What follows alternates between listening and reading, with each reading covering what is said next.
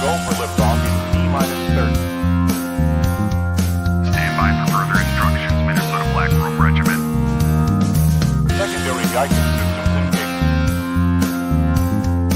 Minnesota Black Robe Regiment, it will be on my mark.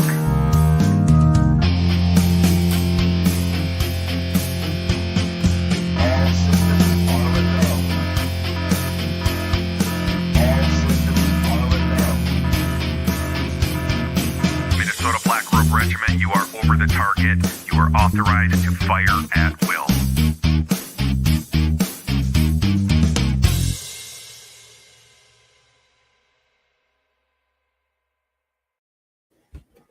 Hey, thanks for stopping by yet again. My conversation with Jai Hansen this morning was off the normal schedule, and now we're here for our Saturday SitRep. This is episode 4. So if you're not familiar with what Saturday SitRep is here, I keep talking about myself like I'm a party of people. That's ridiculous. What Saturday SitRep is me talking about news and events from around the world. Well, my part of the world, Minnesota that is, and maybe the nation, and elaborating on my thoughts and feelings and views on these things. And tonight, I'm so used to doing this in the evening. You guys are in for a special treat. I've got Laura Rear from Rocky Mountain Health and Healing coming on. She's going to tell us about some changes in her practice for the positive and what that means for us here in the state of Minnesota and what that could possibly mean for you if you're really looking for someone to, should we say, care about your medical freedom and your medical independence. So we'll be doing that here in a minute. I want to start off today with a story about our esteemed representative from here in the state of Minnesota, Ilhan Omar, taking great exception to, dare I say, Christians voicing their worship of God. Well, here, let's just take a look.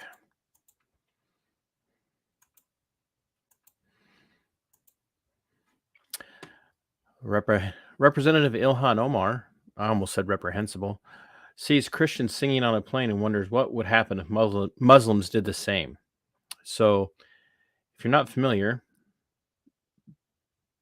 Christians, if I remember correctly, traveling to or from the Ukraine to provide humanitarian support, which is a beautiful thing, decided to sing a song, and some people captured it, and you could tell there are people joining in, and there are other people that aren't real comfortable with it, but hey, so be it. But Ilhan decides she wants to make this about hatred for her and her family, or for Islam, and says, I think my family and I should have a prayer session next time I'm on a plane. How do you think it will end? Well, what's the implication here? What is it? What's the implication? Ilhan is asserting that because she's Muslim, somehow there's going to be a kerfuffle on the plane if she decides to pray. And we just know that's just not the case. That's not how it works these days. In fact, if anybody has protections right now, it's to that degree, it would be people like Ilhan and her family. Now, do I think it's in good form? I don't know. I don't necessarily care for the ideology behind standing up in the middle of a crowded plane and singing like that. There are people there that don't want to hear it, and it's a captive audience. You can't get away from it. You just can't. And coming from a guy who has stood in the public and preached the gospel, standing on a limestone rock in the middle of places like Lanesboro, Minnesota, the vast difference is people can walk on by. But when you're on a plane and you're singing like that, you're going to provoke the ire of people, but just because they can't get away from it. But for Ilhan to turn around and make this about discrimination against religion is absolutely ridiculous. So I just wanted to start off with that, and I don't know how long I'm going to have Laura for, but she's here, and we're going to bring her on. Hello. Hello, how are you this morning? I am, well, it's not morning anymore, even for you. Oh gosh, it's not morning. How can you do that? You get up even earlier than I do. I You was should up be at 3:30. saying, Yeah, it should be bedtime. what do you, don't make it harder on me than it already is. I know. Well, I've just been like, sleeping for the last 2 hours with my massage, so it feels like I just got up. That don't rub it in like that. I see what I did there. Rub it in. Rub it in. I saw that. Who can afford a 2-hour massage? You must have something worked out with somebody. Oh, she's very reasonable, and I pretty much I sit at a computer all day long, and if I don't, I'm miserable. So it's one of those things where if you want to be healthy, you have to kind of put some money aside to do the things that your body needs. And I find it ironic that you're helping other people get healthy by sitting at a computer all day, and how that you have to go do something then for your own health. So the last time we talked a little bit about your experience with the medical care industry, and let's just be honest, it is an industry. It is not about, as you have said, and Dr. Chris from Canada has said it as much in his conversation with me as well, as it's really not about as it is just dealing with sick people and helping them get through their symptoms, not really addressing the underlying cause. So some of the people who are watching will have become familiar with that. And if you haven't, go look up my I think it's three-part conversation that we had. Yeah, 3. Yeah, you were 3. Chris was 4. That guy can talk. Where we talked a little bit about the changing face of medicine and healthcare, and why you decided to do what you're doing. And we were talking about you expanding. And so you have a little bit of an announcement for people in Minnesota and North Dakota since the last time we talked. Yeah. So I am fully licensed in both states. Of course, I can't come and do home visits unless, it's not out of the question. If I could get an area where there was quite a few patients that needed a physical, I could definitely take a trip, but I can't have a patient here or there and drive to Minnesota to do a home visit, of course. But definitely telemedicine. And if a physical exam is needed, I'm hoping that I can start to work with people where I can, maybe see them via telemedicine and, have some reliable healthcare practitioners where if they needed a physical exam, that could be done. But yes, so if, somebody is struggling with some chronic condition where they're just not finding the help with the traditional or conventional healthcare system, I'm happy to see them. And, a lot of times in these cases, the history is the most important piece. They've had, most of these people are going to have had so many different workups from different specialties and their primary care, and they've had the physical exams, and they're not finding anything abnormal on any of the testing or any of the traditional, diagnostic workup that they're being put through. And so I tend to look at things just a little bit different. When somebody tells me that they have thyroid disease, I'm thinking, what caused that thyroid disease? Right. Is it, some type of heavy metal? Is it some type of abnormality in the gut? And it seems like really weird that something like that could cause autoimmunity. But that's where my head is going. It's not just saying, okay, you have thyroid disease. Let's, do your lab work every 3 to 6 months, and let's put you on this medication. And then we'll, keep seeing you once a year once you're stable. Can I be really cheeky and ask if maybe it's snake venom? I don't. I'm sorry. That's so bad. I don't think it's, well, and something interesting about that. So I follow different people on Telegram, and after this video came out, it took me a little bit to digest it. And that's my fault. I did that.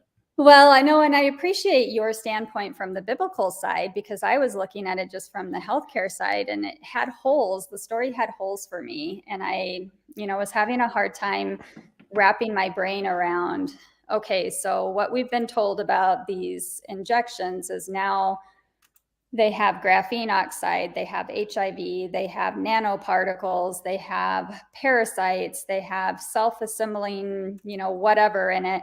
And now they're snake venom. And so I'm like trying to wrap my head around how I can't see how it ties in. And so the whole water thing, I live in rural Montana. We have a well, we have a septic system. My husband was sick. He came home from his 2 weeks out of state working. I gave him a kiss on the lips when he came home, and then we slept in different beds because he wasn't sleeping and I needed to sleep and work. We were hardly around each other. And 3 days later, I was sick.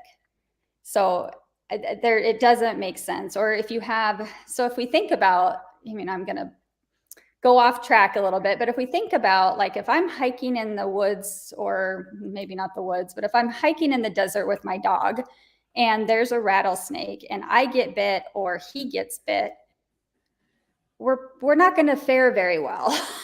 we're not going to do well with that type of venom, pulsing through our veins if we don't get some type of treatment. Well, especially a neurotoxin like rattlesnakes. Absolutely. And so you're not talking about a necrotic venom like you get with some animals. Rattlesnakes are predominantly neurotoxin, and when a neurotoxin takes effect, it's fast. And and I didn't mean to derail us, but I'm actually glad that I'm glad to see that, like, because the accusation towards me is, and I told you, like, my patriotism and my Christianity and my intelligence, and I can understand why people question my intelligence. That makes sense. But are getting questioned because I'm like, wait a minute. This counter narrative to the mainstream narrative isn't just automatically true because it's a counter narrative. Right. And so many, I was inundated with messages, inundated to the point where I'm like, okay, people clearly think I need to be watching this, because literally they were telling me, you need to watch this. Not one person was saying, hey, watch this and tell me, where it's off. They were all like, you need to watch this because this is so true. And what I saw was a disconnect from rationality.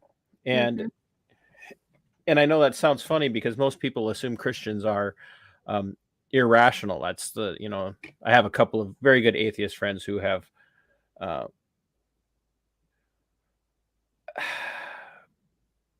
come to a conclusion that Christians aren't the irrational animals that they were told they are. But at the same time, what we're seeing is there are a lot of irrational folks. And the problematic, and I even hate that word, but the problematic part of this is just the blind allegiance, I think, because it's a counter narrative to the prevailing narrative. And therefore it must be true because people are trying to silence it. And instead of engaging with the detractors, everybody who's on board with this are attacking the detractors within the Patriot movement and refusing to platform with somebody who might ask hard questions. I've got people reaching out to Dr. Artis, to Brian, and I'm not hearing anything. But he's been on dozens of other platforms now where everybody's like hook, line, and sinker, lockstep with, hey, you say whatever you want to say, and nobody's going to push back. And that's what concerns me about this. It's not that I don't think that what's the right way? The treatment that they've authorized, remdesivir. Remdesivir. Yeah. Remdesivir. It's such a weird word. It is. Which I'm not normally very bad at it, but remdesivir. Like I have no problem telling people I have concerns about remdesivir. Absolutely do have concerns about it, especially when they push it to the exclusion of things that we do know are working. Right. But man alive, we can't just we can't throw things out there, there's wild speculations, and say, oh, well, we've got the proof, we've got the research, we have all the history. And then to make these connections that so many people are making by pulling this and pulling this and pulling this. And it's like, I told somebody the other day, I feel like when I look at this, I feel like I'm standing in the room of a crazy guy who thinks he's a criminal investigator solving a serial killer story. And he's got so many red threads all over his room, it looks like a spider went crazy in there. And that's how I feel when I watch this. Right. I tried it again today with another watching him have it on another platform. And now there's another layer added into a doctor who works with the FBI and counterterrorism, who's now told him he's 100% right. No proof that this conversation ever happened. It's just an assertion. And you make a big, bold claim like that and say that the FBI told this doctor, you better not go public with this because then you'll need to go into witness protection. I'm like, okay, this is just wow. Just wow. So it caused you to do some digging.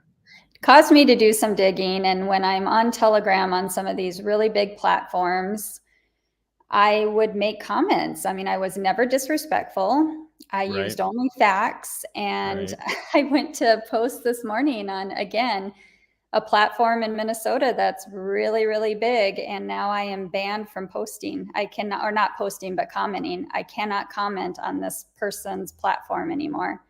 And again, not because I'm disrespectful, not because I said anything other than I didn't follow the narrative that's being pushed. And this is a platform that is supposed to be America first and fighting for freedom. Well, if you're censoring healthcare providers because they differ from your new agenda, it makes me question everything that you're doing. And it makes me, really wonder how much, I was accused of being a member of the deep state. Oh, I'm sure. In one of those platforms on Telegram. Now, that's not new. I've had that accusation thrown at me a few times. Like, you're deep state. Like, your entire story is all made up just so you can get people arrested by the FBI and set them up. And I'm just like, well, do I need to so worry? it's not a new accusation. I'm like, boy, I wish I was a FBI plan. I probably would be making a heck of a lot more money than I am now. I'll tell you that. True.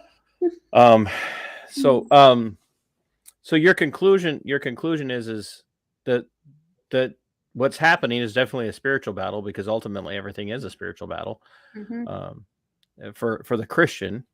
Right. But we shouldn't be going to extremes and jumping to conclusions. Not to say that there may not be some validity to some of the concerns. Right. But we need to be approaching this with a lot more caution than a week and a half worth of conversations and interviews can allow us to really have. Well, and the other thing, I mean, there's been a lot of different researchers and people that are kind of on the front lines since, a long time ago, that are looking at patents and looking at what the drug manufacturers say are in these jabs. And even if there was some truth in the snake venom, even if they did use some peptides of snake venom and put them in remdesivir and put it in the jabs, they are not poisoning us with one item. And that was what was a red flag for me right away, is the way that this documentary spun the narrative was, let's forget about graphene oxide. Let's forget about these nanoparticles. And now the whole COVID narrative, or COOF narrative, is now snake venom. You remembered? I did. And so for me, that was like a red flag. We know that they are poisoning us so many different ways. And to forget all of that and just say it's 100% snake venom, that was one of the things that this person in this Telegram chat group said. He never said it was snake venom. And I'm like, he literally said it was snake venom.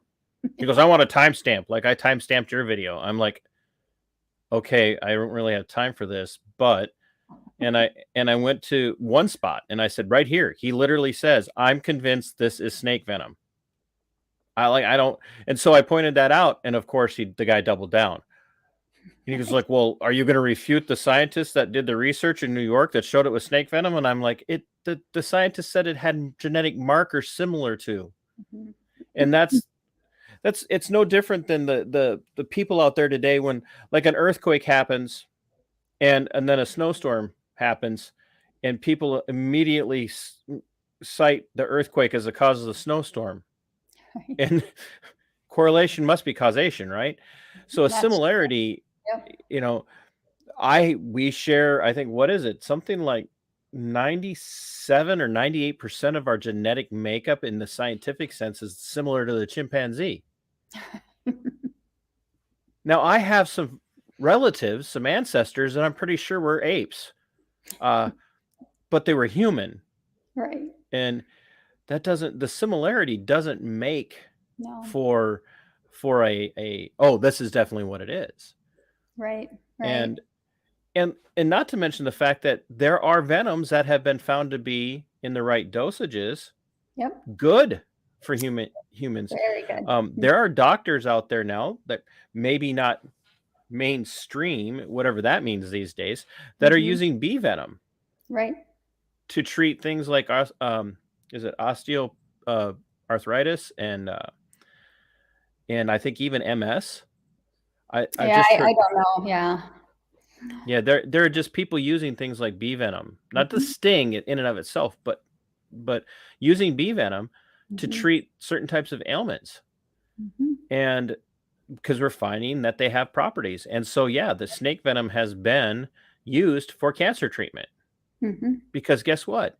If you can target it to a Mhm. particular genetic makeup of a cancer, you Right. can kill the cancer. Right. So to look at a history of venom research and say that this has been all along Mhm. one giant conspiracy to spread king cobra venom all across the world, just the mind-blowing volume of venom that would have to be created first of all to do that.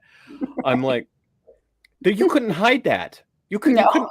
couldn't like, okay, that might explain the food shortages. They've converted all of the transport ships to tankers full of snake venom. But I have an answer, my friend. Is it all right if can I call you friend now? Are Oh we yeah, friends? Okay. absolutely. Yeah. I figured I could because we talk on a regular basis. So, but nobody else knows that. I do have a solution. Do you want to see the solution to the snake venom? Yes. Okay, bear with me. So, are you able to? While I'm looking this up, are you able to fully practice Yep. in Minnesota right now? So everything's good to go.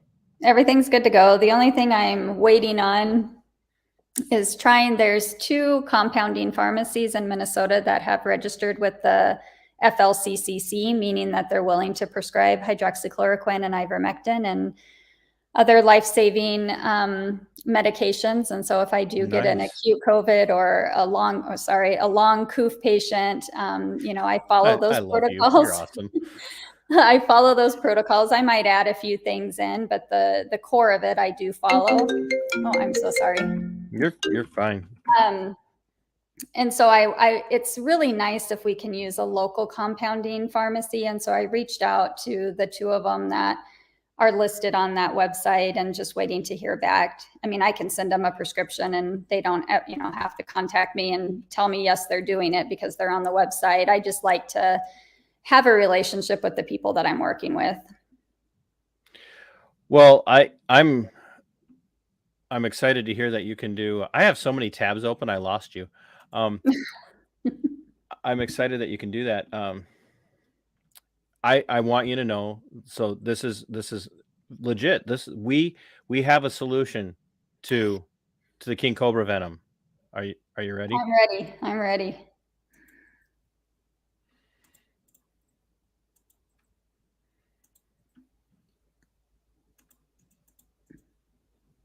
This is the honey badger. Watch it run in slow motion. It runs all over the place. Whoa, watch out, says that bird. Ew, it's got a snake. Oh, it's chasing a jackal. Oh my gosh. Oh, the honey badgers are just This is very important. crazy. The honey badger has been referred to by the Guinness Book of World Records as the most fearless animal in all of the animal kingdom. If it's hungry, it's hungry. Ew, what's that in its mouth? Oh, it's got a cobra. Oh, it runs backwards. Now watch this. Look, a snake's up in the tree. Honey badger don't care. It just takes what it wants. Whenever it's hungry, it just and it eats snakes. Oh my God, watch it dig. Look at that digging. They have no regard for any other animal whatsoever. Look, and it's just grunting and eating snakes. Ew, what's that, a mouse? Oh, that's nasty. Oh, they're so nasty. Oh, look, it's chasing things and eating them. The honey badgers have a fairly long body, but a distinctly thick set, broad shoulders, and their skin is loose, allowing them to move about freely. They twist around. Now look, here's a house full of bees. You think the honey badger cares? It goes right into the house to bees We're to getting get to some the larvae. important part right here. How disgusting is that? It eats larvae. Ew, that's so nasty. But look, the honey badger doesn't care. It's getting stung like 1,000 times. Just, it's hungry. It doesn't care about being stung by bees. Nothing can stop the honey badger when it's hungry. Ew, it's eating larvae. That's disgusting. There it is, running in slow motion again. See? Now, what's interesting is that other animals, like these birds here, they just like to wait around until the honey badger's done eating, and then it swoops in to pick up the scraps. It says, you do all the work for us, honey badger, and we'll just eat whatever you find. How's that? What do you say, stupid? Look at this bird. Thanks for the treat, stupid. Hey, come back here, says the honey badger. Birds don't care. And you know what? The jackals do it too. Look at these little dogs. They're like, thanks, stupid. Thanks for the mouse. See you later. The honey badger does all the work while these other animals just pick up the scraps. At nighttime, the honey badger goes hunting because it's hungry. Look, here comes a fierce battle between a king cobra and a honey badger. I wonder what'll happen. This is important. Pay There's attention. the honey badger just eating a mouse. And then look, get away from me, says the snake. Get away from me. Honey badger don't care. The snake comes back and it lashes right at the honey badger. Oh, little does the honey badger know, FYI, it's been stung. It's been bitten by the snake, so while it's eating the snake, ew, that's disgusting. Meanwhile, the poisonous venom is seeping through the honey badger's body, and it passes out. Now, the honey badger is just going to pass out for a few minutes, and then it's going to get right back up and start eating all over again. Look at this. Like nothing happened. The honey badger gets right back up and continues eating the cobra. How disgusting. And of course, what does the honey badger have to eat for the next 3 weeks? Cobra, the honey badger. And that's all I have to say about that. I am actively looking for research scientists to combine human DNA with the DNA of honey badgers so we don't have to worry about catching the coof. Yeah. I mean, it makes perfect sense, really. Come on, that has got to be the most hilarious thing I have ever done, is draw that comparison. That is hilarious. Hilarious. So you're working with I thought you'd get a kick out of that. I already got flack for that too. So Oh, I'm sure you did. Yeah. So you're working with a couple of different not organizations, but businesses here in Minnesota to be able to do fill prescriptions for you when you do prescriptions. And just so people know, Laura's a doctor. She has a doctorate in what's a technical nurse practitioner-y? Yeah, I have a doctorate in nursing practice, and then I have my family nurse practitioner, so I can see children and adults and no limitations. Right. So she can write prescriptions and she can diagnose. And basically what it means as a nurse practitioner, she does everything doctors do and everything nurses do and does it by herself. So you're working with a couple of groups to get to have the ability for people to get those prescriptions filled. Correct. Through those organizations for things that maybe you wouldn't be able to go to Walgreens or Walmart drug or whatever and get that hydroxychloroquine. I don't know. We may not be allowed to say that word anymore. I know. Free speech and all. Yeah. So that's in the works and it looks like it's going to happen. But even if it doesn't, I have pharmacies out of like Florida. There's definitely pharmacies that will dispense it and mail it. I just prefer if I can find a locally run compounding pharmacy in state to utilize those, small businesses. Maybe they're big businesses, but still, if I can use a local business, especially a pharmacy that agreed to be part of the FLCCC. I mean, their goal and their mission must have been to help as many people as possible. And so I feel like I should give them that business if they were willing to step out from the very beginning. You practice now telemed Montana, North Dakota, Minnesota, South Dakota, And Wyoming. Mm-hmm. So how's your patient base? Because I know when we first talked, you were just getting started. Is it growing? You know, it kind of goes in spurts. I'm doing lots of advertising, but the problem with advertising is I do radio ads locally, so I get this local area, but it doesn't touch the rest of my, base, my clientele potential base. And so I have to use, I don't like being on Facebook, but I have to use Facebook because unfortunately, there's still a lot of people on Facebook and it's one of those evil necessities right now. But the problem with Facebook, like I thought it would be, so easy to create an ad and say, are you suffering from fatigue, from this? Are you overweight? Would you like to get some help with that piece? They will not allow you to put it in those terms. I can say, are you struggling with a chronic condition? Please call me. But if I put any specific symptom, they will decline my ad.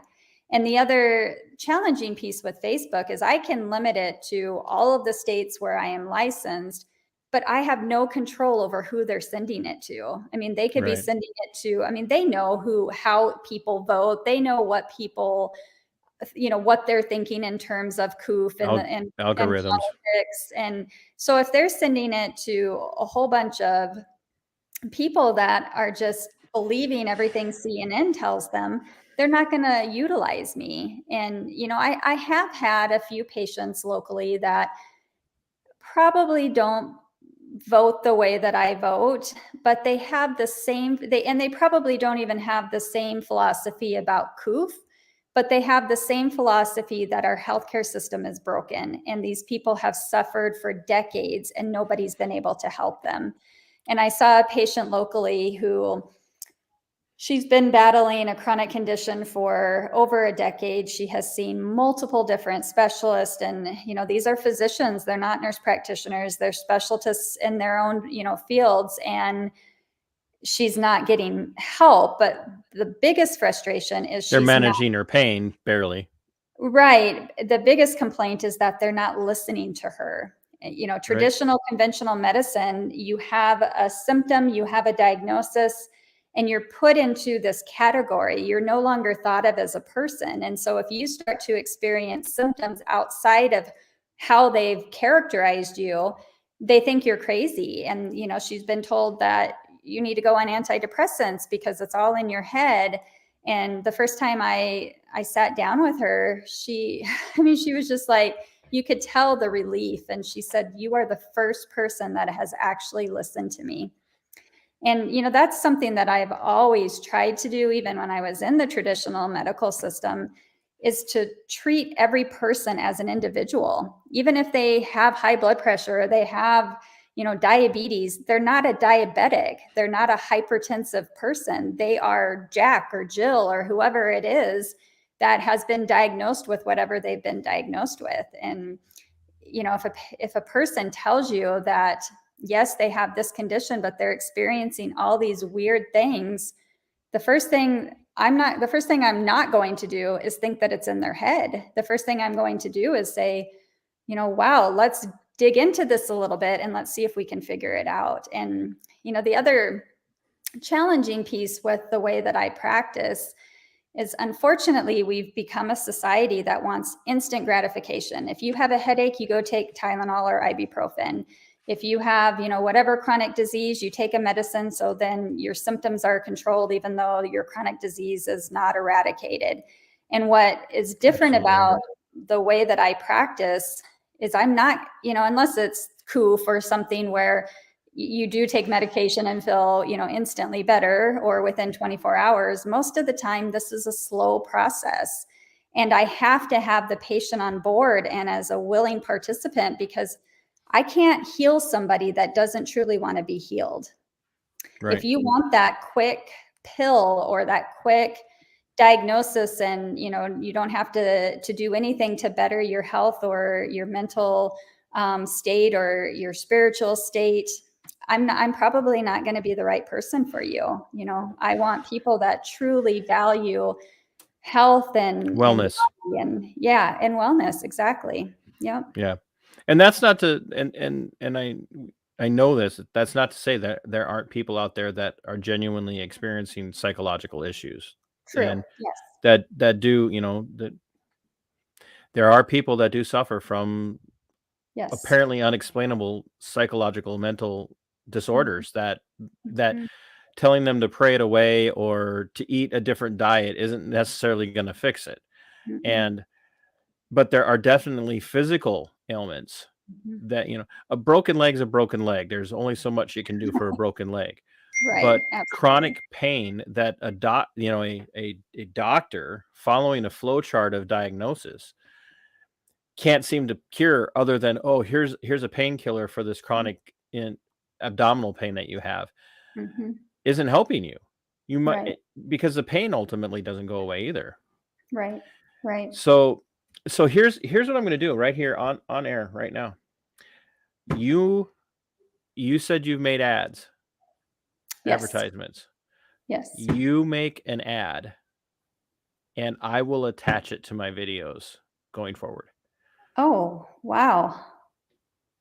Okay. So Well, that would be awesome. you make an ad. I don't, if whether it's you or you just get some graphics, you say what you can say, and I'm long-winded enough. So, Right. but you make an ad and I will start to attach it to my videos. Now, Okay. obviously, there are certain things we have to, because they'll just take it down if we're Right. not No, I careful. know. But Right. you're far smarter than I am, so I'm sure you could figure out how to word it. But Yeah. you make an ad with, pertinent information, and I'll start to either run it like at a halfway point through my videos, when I have guests on, or at the beginning or at the end, or any combination thereof, and we'll start to advertise for you, Oh, that so would be that you don't wonderful. have to worry about, because I cover a big enough base, and I don't know if you know this, but I'm kind of a big deal That's awesome. in some world. But no, I do have enough people in Minnesota and into North Dakota. I got my friend Larry's in North Dakota. He's watching, and I've got other people. I know for a fact I have some people that watch in South Dakota, and Mhm. does anybody in Wyoming even have technology? I don't know. I have not seen a patient in Wyoming. It's Yeah, very see, disappointing. they Yeah. may not know what tele even means.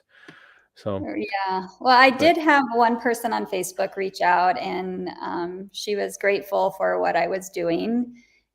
People can read between the lines, although I can't say exactly what I'm doing for people in terms of COOF. People can read between the lines. The ones that know.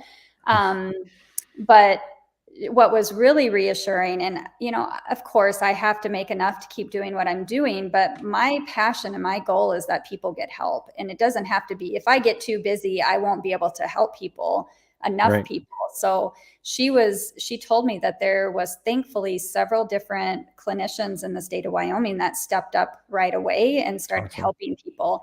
And so, that's the most important thing in terms of that acute illness, because we don't want people to die when there's treatment and just Now because they can't get treatment. now And you so have that to get licensed in Georgia. in Georgia.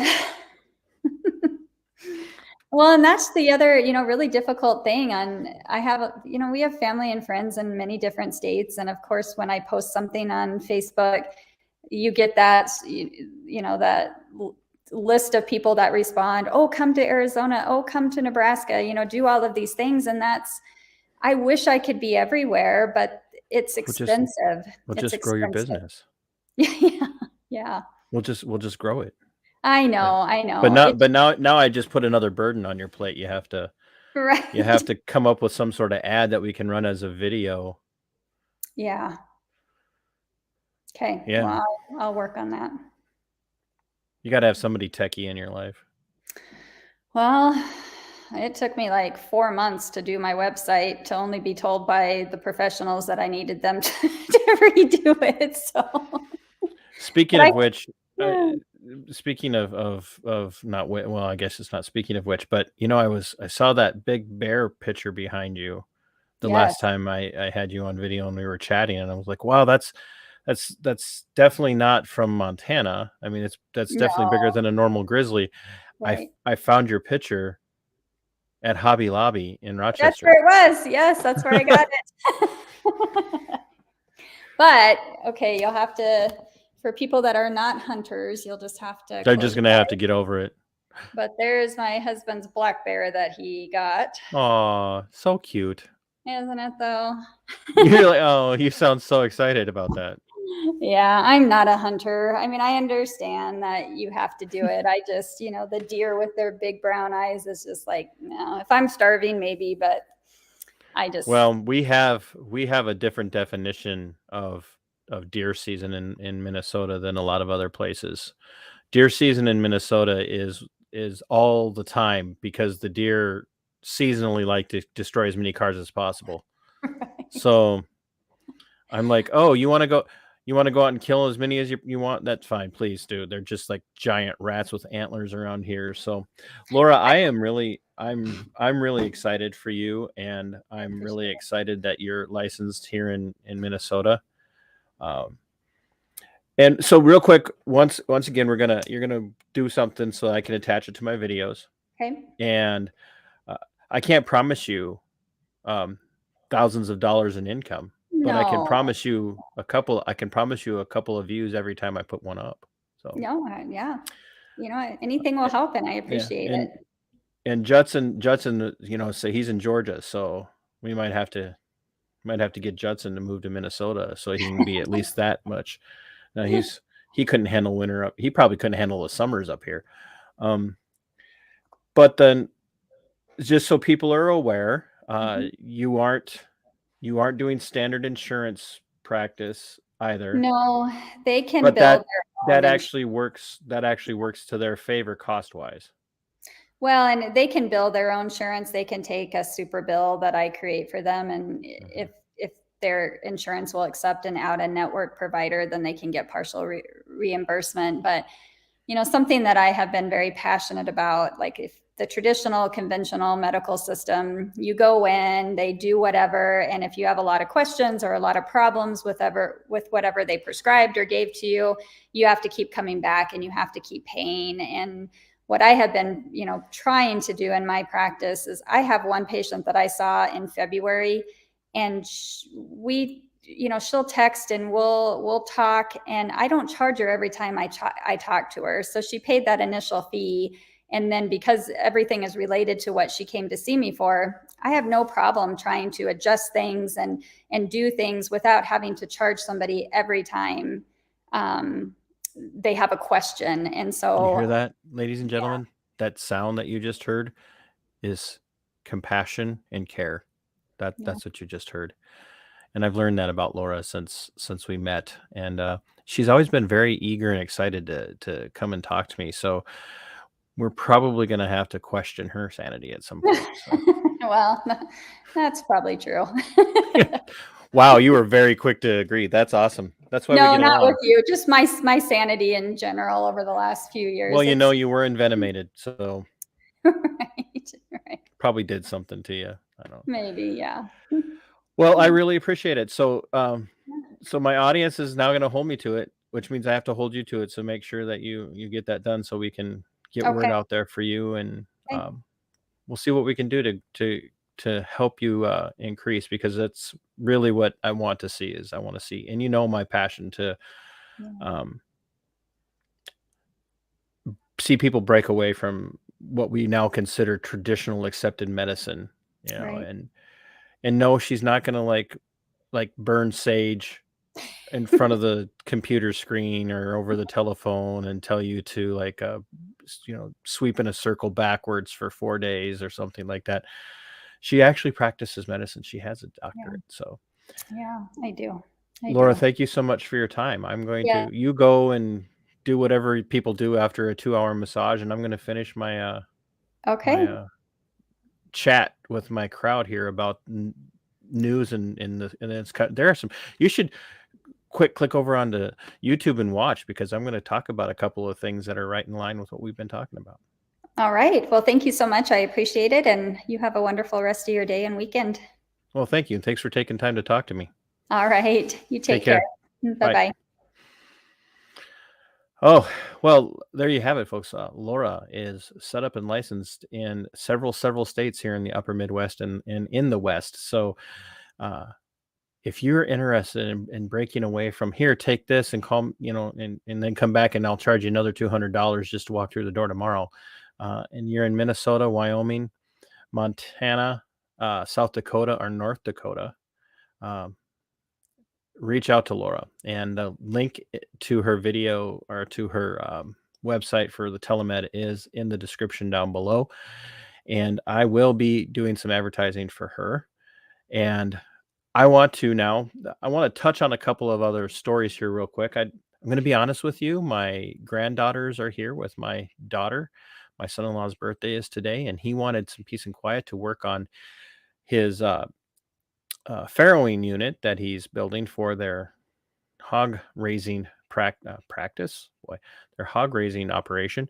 And so we are going to we're going to take a little trip with the kiddos, and so I'm going to go on for a little bit longer, but not for too long. Let's see, which story do I want to cover next? Oh, here we go. This is what I want to talk about. So as some of you know, over the last couple of weeks, I have been talking about student loan forgiveness, and I know this is a hot button issue for a lot of people right now. I don't think people understand just how important it is that people pay their own debt. My parents drilled that into my head at a very young age, and sadly, I wasn't great about it, and I'm still suffering the repercussions for a lot of really bad financial decisions in my life. And I would love for somebody to swoop in and take care of my debt for me, uh, especially debt that I entered into willingly on my own. But after the Biden administration, and well, here in Minnesota's also extended the student loan payment plan or payment freeze into August, I think it is. Biden administration has done the same thing, which is going to cost the taxpayers, surprise, surprise, thousands of dollars, thousands and thousands, billions, millions and billions of dollars. But they're not done yet, ladies and gentlemen. Biden's latest student debt move will bring 3.6 million borrowers closer to loan forgiveness. See that? Not closer to paying their loans off, but loan forgiveness. Now we're going to call it forgiveness.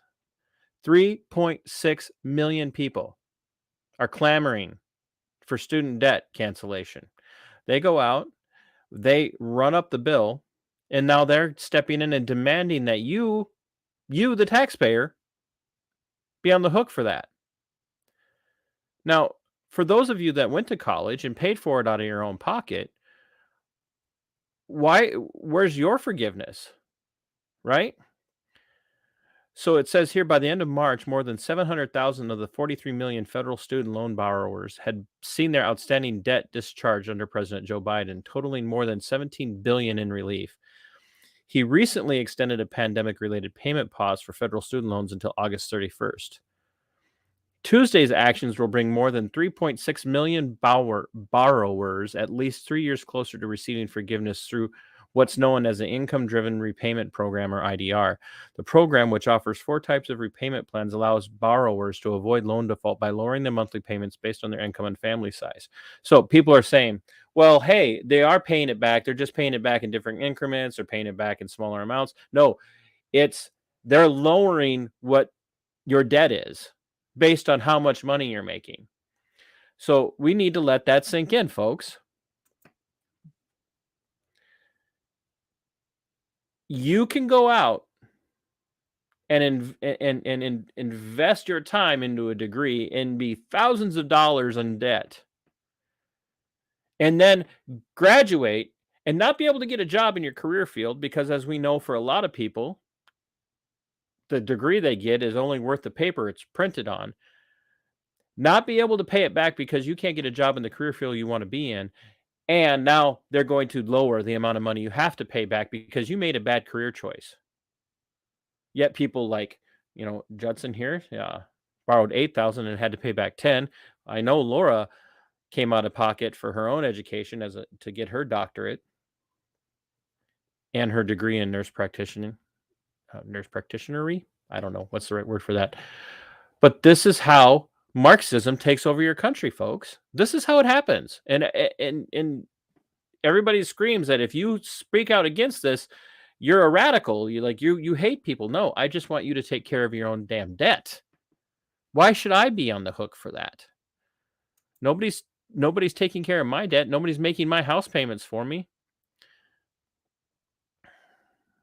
And so as we continue to talk about things like disease, right? The coof is going around, still going around, and we're trying to figure out what it is still to this day.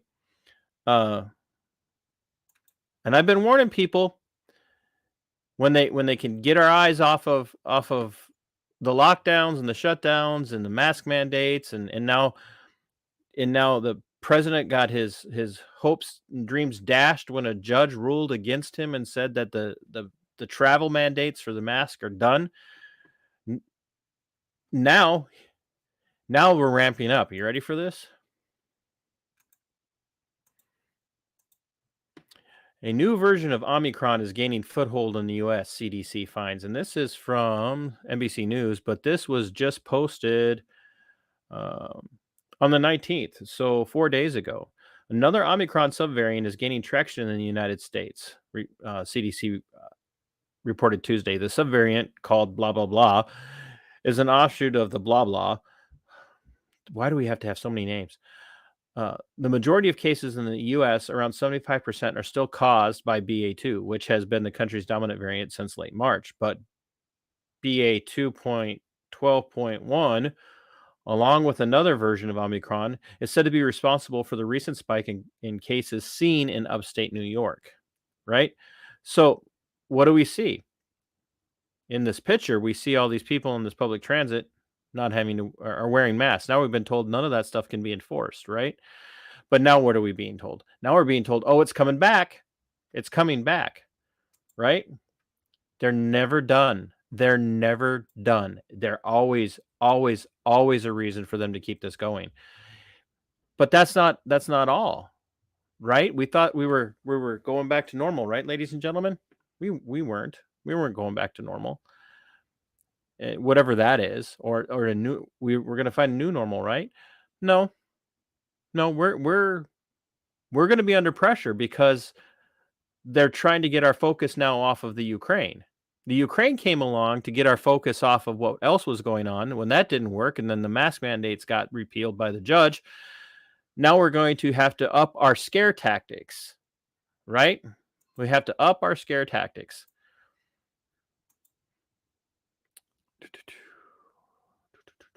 I feel like playing the honey badger video again. Anthony Fauci is telling us that, well, here we go. Oh, they want me to pay for it. I'm not going to pay for it. As the number of cases and hospitalizations and deaths from COOF continue to remain well below previous peaks, and as the jab increases, USA Today Network Tennessee reached out to disease expert Anthony Fauci to get his predictions about the future. But in an interview this week, he expressed cautious optimism that the worst is now behind us. Now, cautious optimism. Now, why do I point this out? I point this out because what we're now seeing is more and more stories. And here's the story that I want to share. COVID outbreak as nearly 100 prom goers test positive. And of course, what do they emphasize? Dozens of high school students in California contracted COOF after attending their prom. San Mateo High School held the party on April 9th at the Asian Art Museum in San Francisco, about 18 miles away. Following the event, however, 90 out of nearly 60 students who attended tested positive for the virus. And what they emphasize in the body of this is that it was a mask optional event. So thereby showing why we need to continue with the mask and why we need to continue with um, all these precautions, right? 90 out of 600 kids contract the coof, and this is worthy of a major news network reporting this. While we have Fauci expressing cautious optimism and a push by the CDC to warn people it's coming back, it's coming back. Come on, people. I don't even have to talk about where this came from. I don't have to talk about some quack of a documentary that asserts that this is all Big Pharma's drive to envenomate us all with King Cobra venom. I don't have to talk about that. I can just talk about the propaganda that's behind all of this. And just people be aware. Like, don't let your guard down because people seem to be not caring anymore. Because a lot of those same people who don't care right now will be the same people the minute they get ordered to put a facial covering back on, will put it back on. People are going to comply. They will comply. Because they operate in a world where they have to live on fear. Which is what happened to Laura, which is she didn't cooperate. She didn't follow the narrative that they wanted her to follow, and so she had to go out and start her own practice. Now it's great because she's able to recover from that. But there are a lot of people that can't. So I do want to share, I guess this is what, by the way, wastewater data shows an uptick in Minnesota coof cases. And of course, that was just yesterday that story came out. So notice what they're doing. But I did want to share this. I don't know if this is a feel-good story, but it does show that there are still people out there who they're paying attention to their neighbors, and they're loving their neighbors the best way that they can. Bystanders put a man on fire Thursday morning. Fire up, Minnesota! Oh, I'm sorry. Warner Stellian's Stupid Grill ads. Expo is this weekend. Watch our expert grill demonstrations on the Group of bystanders is being credited for saving a man after he reportedly set himself on fire this morning. Rochester police say the fire was put out by the time emergency responders got there. Olmsted County and workers from the Federal Medical Center assisted. The county is providing peer support to those who witnessed and helped in this incident. As of now, the extent of the man's injuries is unknown. We do know he suffered burns, and it appears that it was self-inflicted. I'm not going to call that a feel-good story, but people, we care, right? We do. We care about our neighbors. And it's really important for us to continue to care about our neighbors. And instead of being divided by the things we disagree on, we can step up even in these weird situations where a person would choose to immolate themselves, like the Buddhist monk in Vietnam, for whatever reason it was. Here's a person that's in clear psychological distress, and people who didn't know him stepped up and they saved his life. They didn't wait for the cops. They didn't wait for the fire department. They stepped up and they saved his life. And hopefully he's getting the help that he needs. And that's really why I've been doing a lot of the conversations that I've been doing over the last few months. Is I care about these people. And I know that they care about you. That's why I had Laura back on. Because not only does she care about people, she puts that into practice. And you heard her. So let's really focus going forward on what we can do to find a person who's in need that we can help in one way, shape, or form or another, and be their neighbor and start being neighbors again.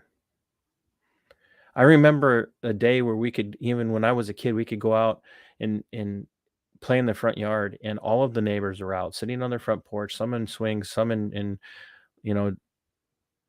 porch furniture, and everybody was talking and chattering with one another, watching out for each other's kids. We knew what was going on, and we knew when people needed help. We need to get back to that because we're allowing them to divide us. And I just want us to go back there again. I want us to be neighbors again and not necessarily worry about what a person's political view is. Those things are important to me, but it doesn't mean you have to agree with me to be my neighbor. I'm going to cover some other stories next week. I'm going to save them for then. So I really appreciate everybody tuning in, and I appreciate everybody sharing this, especially because of the news that we shared with Laura. Let's make sure that, sorry about that, guys.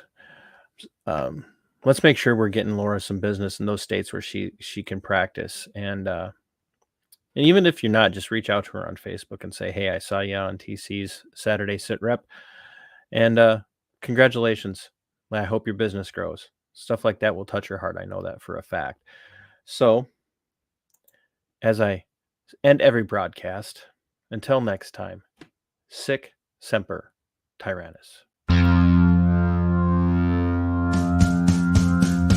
are going for liftoff in T-minus 30. Stand by for further instructions, Minnesota Black Robe Regiment. Secondary guidance systems engaged. Minnesota Black Robe Regiment, it will be on my mark.